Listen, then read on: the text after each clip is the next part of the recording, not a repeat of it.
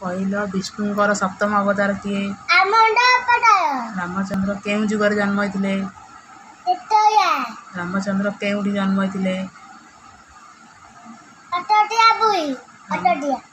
ରାମଚନ୍ଦ୍ର କେବେ ଜନ୍ମ ହୋଇଥିଲେ? ରାମଚନ୍ଦ୍ର କେବେ ଜନ୍ମ ହୋଇଥିଲେ?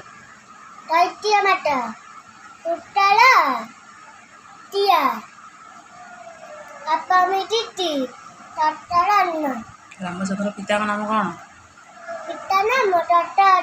ମାତାଙ୍କ ନାମ? ରାମଚନ୍ଦ୍ର କେତେ ଭାଇ ଥିଲେ?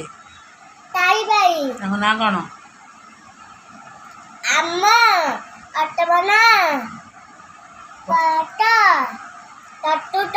ରାମଚନ୍ଦ୍ରଙ୍କ ପତ୍ନୀଙ୍କ ନାମ କ'ଣ?